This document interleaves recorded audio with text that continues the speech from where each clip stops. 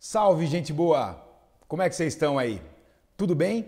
Bom, eu sou Luciano, eu sou seu professor de Sociologia, para conversar hoje com você com uma obra que é obrigatória para a Universidade Federal do Paraná, para o vestibular da UFPR para o ano de 2026, que é a obra O Pacto da Branquitude, essa obra que você está vendo aí do lado da psicóloga Cida Bento.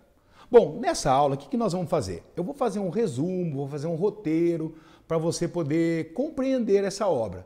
O importante é que você depois possa, pelo menos, ler alguns capítulos para você se aprofundar a partir desse pontapé que nós estamos tendo aqui na aula de hoje.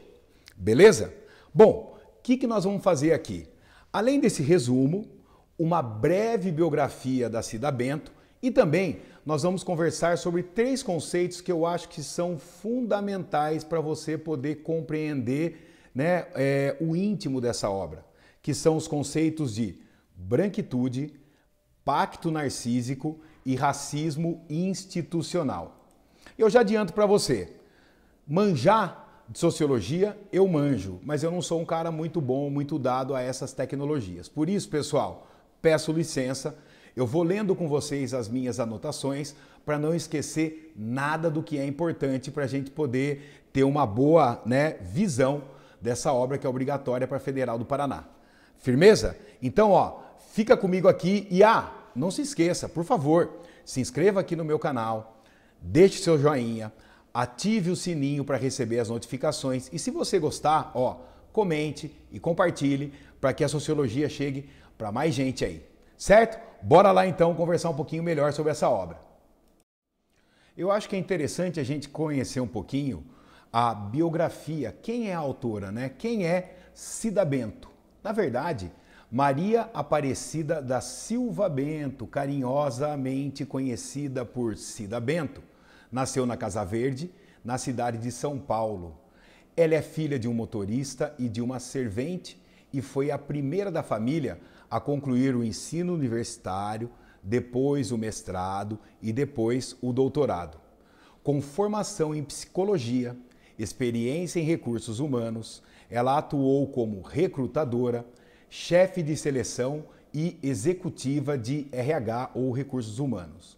Em 1990, quer dizer, 2 anos depois da Constituição Cidadã, no centenário da abolição formal da escravidão, ela ajudou a fundar, ela é cofundadora do Centro de Estudos das Relações de Trabalho e Desigualdade, abreviado de CEERT, do qual é conselheira.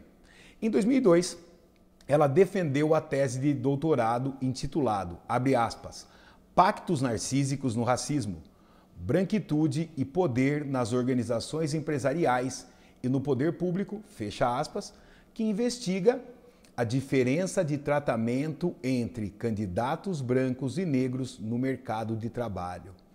E isso, pessoal, a distinção, a diferença de tratamentos, a desigualdade racial é o grande mote da obra O Pacto da Branquitude. Em 2015, Cida foi eleita pela revista britânica The Economist como uma das 50 pessoas mais influentes no mundo no campo da diversidade. Passemos agora a um resuminho da obra O Pacto da Branquitude. Bom, o foco da análise nesta obra está nas relações raciais no Brasil a partir da perspectiva da branquitude. Um campo de estudos que busca desnaturalizar a posição do branco como um ser universal, um ser neutro. Vejam bem, pessoal, universal e neutro, nós podemos entender, por exemplo, o caso das religiões cristãs, as regras de parentesco, o modo de produção, o sistema jurídico e político, que, por exemplo, seguem uma versão europeia, que se construiu no Brasil sob uma hierarquia racial, tendo, tudo isso que é ligado a uma cultura do branco como superior, como sendo a forma correta, universal, neutra de fazer, de realizar e de ser, em oposição a outros grupos sociais e étnicos, como, por exemplo, a população negra e a população indígena. Isso desde o início da colonização. Cida vai nos mostrar que a branquitude se constitui como um sistema de privilégios e de dominação, frequentemente invisibilizado e mantido pelo que ela chama de pactos narcísicos. Já vamos chegar lá. Lembra, um dos conceitos que nós vamos trabalhar é este conceito. Esse livro, pessoal, explora a estrutura, ou melhor, como a estrutura impacta diversas esferas sociais, como, por exemplo, o mercado de trabalho, o sistema de justiça, a educação, e promove, a perpetuação da desigualdade racial, também abordada aqui na obra, a desigualdade de gênero, e com certeza o racismo institucional, inclusive um dos capítulos dessa obra. Ao longo de O Pacto da Branquitude, Cida Bento combina sua experiência pessoal como uma mulher negra e psicóloga organizacional com uma sólida base teórica, propondo o reconhecimento e o debate sobre a herança escravocrata que organizou as demais instituições no Brasil, como um caminho para a construção de uma sociedade mais equânime e democrática. Para melhor compreendermos, então, eu vou explicar 3 conceitos que são fundamentais para que a gente possa ter uma boa visão dessa obra de Cida Bento. E fique atento, porque esses 3 conceitos eles se interligam durante toda a análise feita pela Cida, que são o conceito de branquitude, pacto narcísico e racismo institucional. Lembrando, pessoal, que essa obra tem 10 capítulos e você pode explorar ela muito mais. Por isso, não deixe de ler O Pacto da Branquitude. Bom, conforme o prometido, então, vamos lá para o primeiro conceito, que é o conceito de branquitude. Antes, deixa eu pedir uma gentileza. Você já se inscreveu no meu canal? Você já deixou o seu joinha?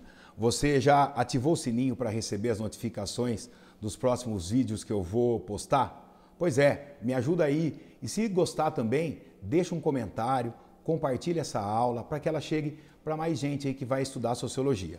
Firmeza? Bora lá então. O que Cida Bento quer dizer por branquitude? Preste atenção. Ela se refere a um sistema de vantagens estruturais e privilégios raciais inerentes à condição de ser branco em sociedades estruturadas pela dominação racial. Repare então, pessoal, que mais do que ter a pele branca, significa que existe um conjunto de oportunidades, de relações sociais, de espaços na sociedade que favorecem as pessoas que não só tenham o tom de pele mais claro, mas também existe um conjunto de conexões históricas que reproduzem esse tipo de vantagem e de privilégio. Portanto, dando sequência, não se trata apenas de uma identidade racial. É mais que isso. É um posicionamento social, é um status social e cultural construído historicamente, a partir do qual os indivíduos brancos se veem a si mesmos, aos outros e à própria sociedade, reproduzindo essas possibilidades de privilégio, essas vantagens, esses status, essas honrarias. A branquitude opera de forma não nomeada e oculta, manifestando-se em práticas culturais e sociais que reforçam a hegemonia e a universalidade daquilo que é chamado de padrão branco. Quer dizer, é a busca por um estilo de vida que acaba sendo muito semelhante ao estilo de vida de uma sociedade que tenha uma cultura europeia, ou até, hoje em dia, podemos arriscar aí, por que não, estadunidense. Vamos pensar, por exemplo, em dois casos que a Cida trata na obra. Ela observa que, nas empresas, o perfil de candidatos para as posições mais elevadas que representam uma organização é, abre aspas, sempre de pessoas brancas, fecha aspas. Isso ocorre mesmo no Brasil, onde a população negra é majoritária entre os pobres e desempregados. Outro exemplo contundente que Cida nos traz vem de uma executiva branca que, durante um debate sobre discriminação, afirmou, abre aspas, isso consta no livro, não entendo por que uma organização como a nossa, que se tornou líder em seu ramo sem a presença de negros, tem agora que tratar de racismo em seu ambiente de trabalho. Fecha aspas. Essa fala revela, segundo o Cida Bento, a naturalização da ausência negra e a crença de que o sucesso da empresa se deve exclusivamente ao mérito branco, ignorando as estruturas que excluíram outros grupos raciais, como, por exemplo, negros e indígenas. Eu deixo aqui, pessoal, para você acompanhar algumas informações, né? Alguns infográficos, alguns gráficos para ilustrar esse nosso primeiro capítulo que nós estamos falando aí da branquitude, ok? Passando então, pessoal, para o segundo conceito agora, anote aí, o conceito de pacto narcísico. Eu sugiro que você busque aí entender um pouquinho, né, sobre a questão do mito de Narciso e faça as conexões com a maneira como Cida constrói esse conceito de pacto narcísico. Bom, na perspectiva da Cida Bento, o pacto narcísico refere-se a um acordo de cumplicidade, geralmente não verbalizado, não formalizado, entre indivíduos e grupos brancos que visa, preste atenção, a autopreservação e a manutenção de privilégios. Se você lembrou de Pierre Bourdieu e a violência simbólica, sim, é possível fazer muitas conexões com esse conceito. O pacto narcísico implica a ocultação e o esquecimento de atos anti-humanitários cometidos por ancestrais, como foi no caso do Brasil, a escravidão, reconstruindo a história de forma positiva para usufruir da herança acumulada e transmiti-la às próximas gerações como se fosse mérito individual ou uma sociedade meritocrática. Aqui nós estamos usando como sinônimo. É legal aqui se nós pudermos discutir a noção de democracia racial, que vai acabar dando um estofo, né, uma força para essa ideia de branquitude e que vai reproduzir esse pacto narcísico. Lembrando, pessoal, aqui também que dá para a gente conectar ao conceito de partido de Weber. Lembra? O pacto narcísico funciona como um partido à luz de Max Weber, né? É a proteção do seu próprio grupo, a disputa pelo poder. Funciona também como um estamento, como Weber fala, que são pessoas então que vão manter os seus privilégios a partir dessa situação de status, dessa situação de estamento. E por que não, né, também como uma situação de classe, à la Max Weber, já que esse grupo branco, a partir do pacto narcísico, tem a possibilidade então de controlar as oportunidades econômicas em proveito próprio. Então perceba que o pacto narcísico expulsa, reprime, esconde aquilo que é intolerável de ser recordado por toda a coletividade, que é a violência que foi praticada na escravidão, ou o racismo e as suas diversas expressões na realidade, a violência contra a mulher, contra os povos indígenas, a discriminação, a humilhação. É nesse sentido que a Cida vai trabalhar a questão do pacto narcísico, né? Quer dizer, essa valorização do eu, o ocultamento desse passado violento e ou anti-humanitário e ao mesmo tempo essa expulsão, né?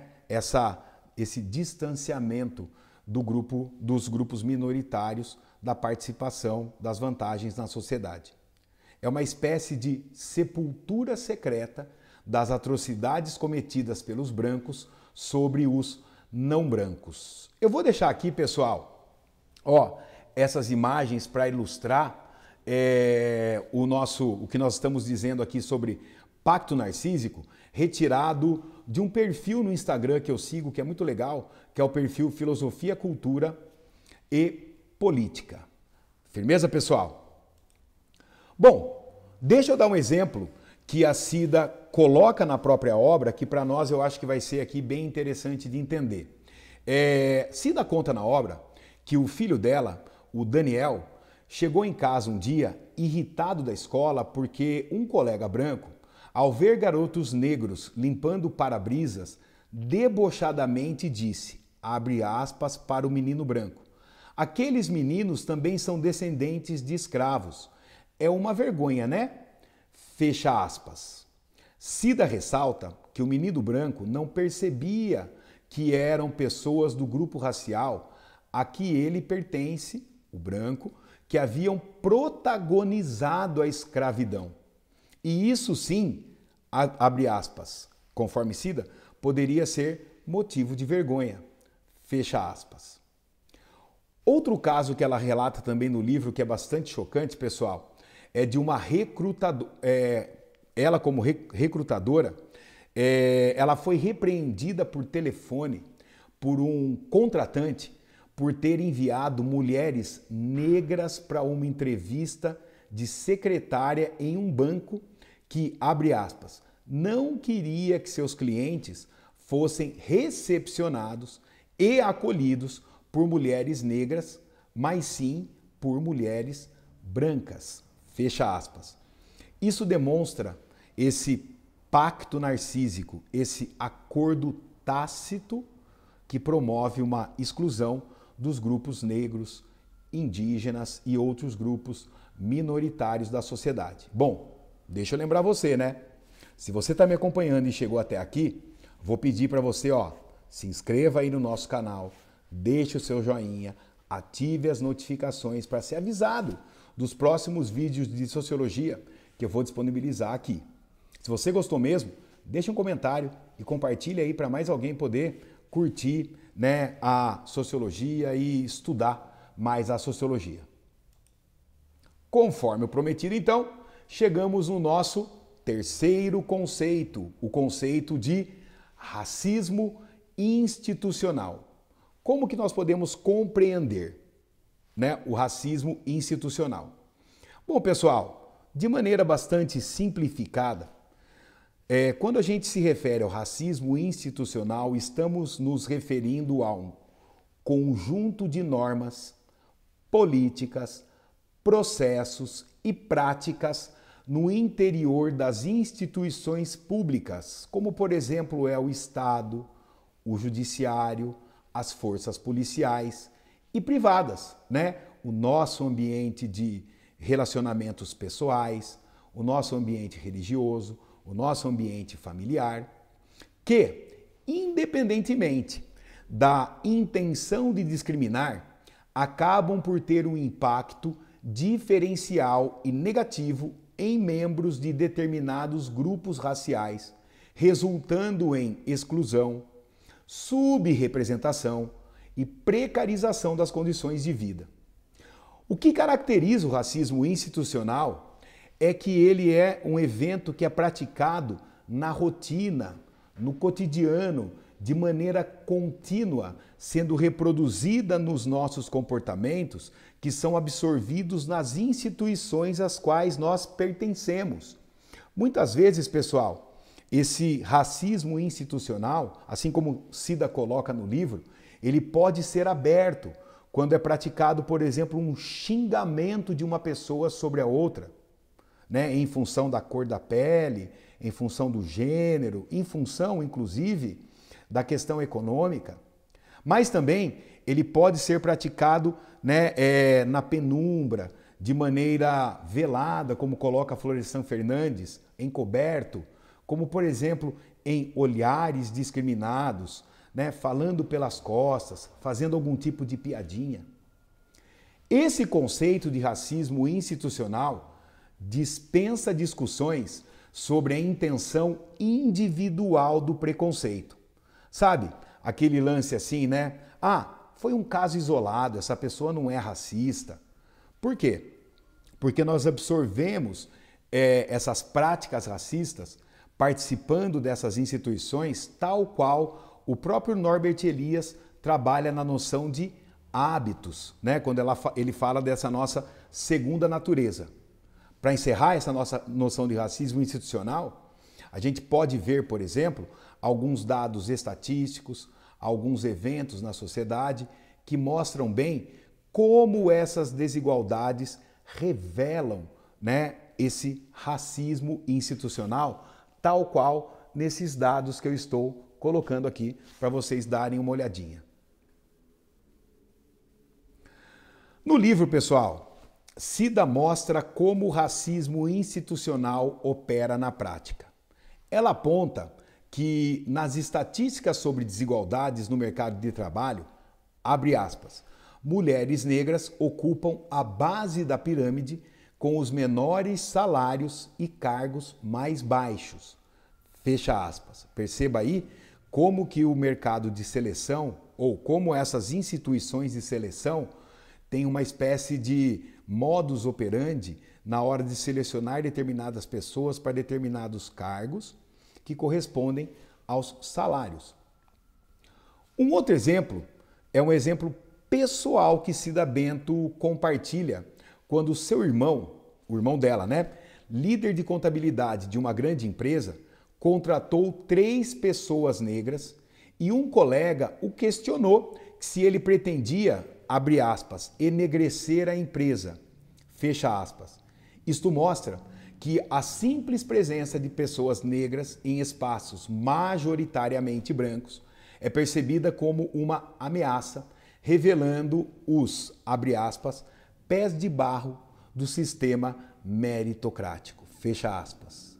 Pessoal, olha que frase interessante. Pés de barro do sistema meritocrático. Essa frase vai ficar aí para a gente refletir sobre a profundidade e a importância da obra de Cida Bento. Eu trouxe aqui uma última imagem para você ver, né, do Alexandre Beck, que é um cartunista aí maravilhoso, de mão cheia, para resumir a ideia de Pacto da Branquitude. Mais uma vez eu peço para você se inscrever no meu canal, deixar o joinha, ativar o sininho para receber as notificações, comentar, compartilhar. Fique atento que teremos mais aulas de sociologia para te ajudar a fazer um vestibular e atingir os seus sonhos aí, a sua profissão, a sua universidade. Beleza, pessoal? Muito obrigado pela atenção, espero que tenha ajudado. Até a próxima aula. Valeu!